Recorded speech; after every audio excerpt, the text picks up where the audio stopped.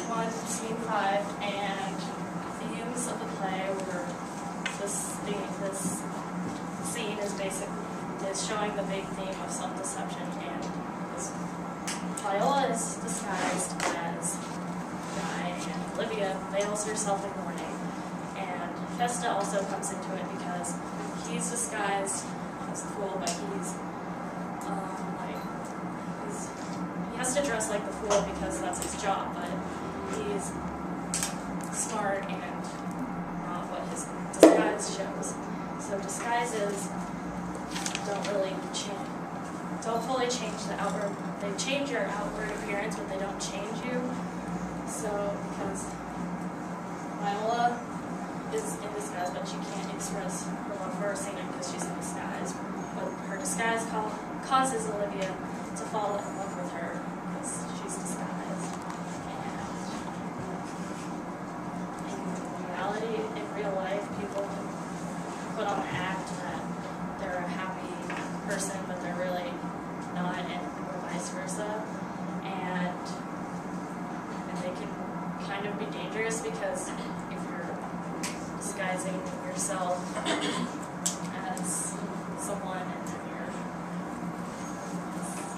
thinks you're something else, and people will take advantage of it. Okay, so our characters, Olivia is playing Savannah, Caeli is playing Cesario / Viola, I'm Sir Toby and Malvolio, and Jennafer is Maria and Festa the Fool. Okay, so some key quotes in this scene where he's very well favored and he speaks shrewishly.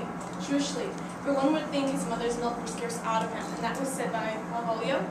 And his beauty truly blent, whose red and white nature's own sweet and cunning hand laid on. Lady, you are the coolest she alive, if you will lead these graces to the grave and leave the world no copy. And that was said by Viola when she said she was not going to marry herself. Our scene's relevancy in the whole play was the main part of the first meeting between Viola and Cesario and Olivia. Well, Viola / Cesario and Olivia sparks the main plot of the play because this is the scene where Olivia begins to fall for Cesario.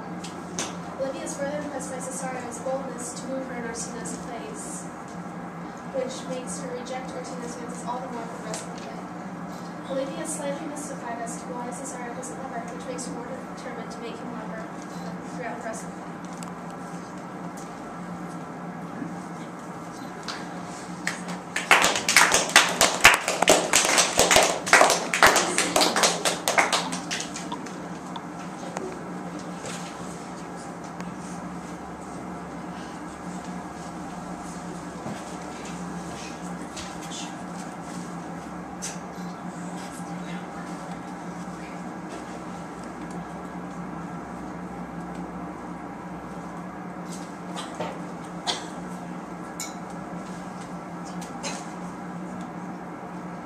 Honor, half drunk.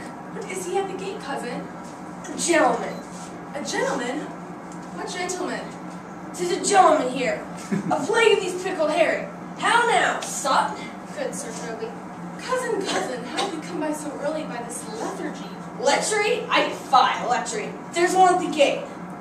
Mary. What is he? Let him be the devil, and he will. I care not. Give me face, say I. Well, it's all one. What a drunken man like fool? Like a drowned man, a fool, and a madman. One drop of heat makes him a fool, the second mads him, the third drowns him.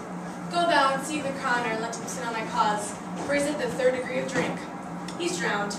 Go take care of him. He is but a madman yet, Madonna, and the fool shall look to the madman.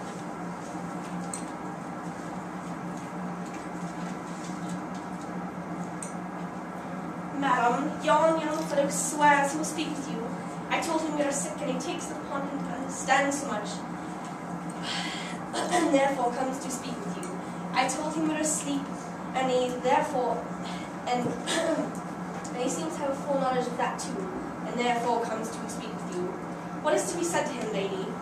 He's fortified against any denial. Tell him he shall not speak with me. Has been told so, and he said he'll stand at your door like a sheriff at a post, but he'll speak with you. What kind of man is he? Why, of mankind. What manner of man? A very ill manner. Will you speak with you? He will speak with you, will you or no? Of what personage and years is he? Not yet old enough for a man, nor young enough for a boy. As a squash, 'tis before a pease cod, or a codling, 'tis before an apple. 'Tis with him in standing water, between boy and man. He is very well-favoured, and he speaks shrewishly. One would think his mother's milk was scarce out of him. Let him approach. Call him my gentlewoman. Gentlewoman, my lady calls. Give me my veil. Come, throw it over my face. Will once more hear of Orsino's embassy. The honorable lady of the house, which is she? Speak to me, I shall answer for her. Your will? Most radiant, exquisite, and unmatchable beauty, I pray you, tell me if this be the lady of the house, for I never saw her.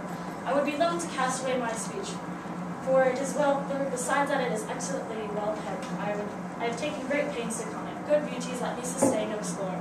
I am very comfortable, even to the least Mr. usage. Whence you came, sir? I can say little more than I have studied. That's questions out of my part. Good gentleman, give me honest assurance if you be the lady of the house, that I may proceed in my speech. Are you a comedian? No, my profound heart, and yet by the very things of malice, I swear that I am not that I play. Are you the lady of the house? If I do not assert myself, I am. Most certain. If you are she, you do usurp yourself. What is yours to bestow is not yours to reserve. But that is from my commission. I will on with my speech, in your praise, and then show you the heart of my message. Come to us importunate. I forgive you the praise. Alas, I took great pains to study it, and 'tis poetical. It is more like to be feigned. I pray you keep it in.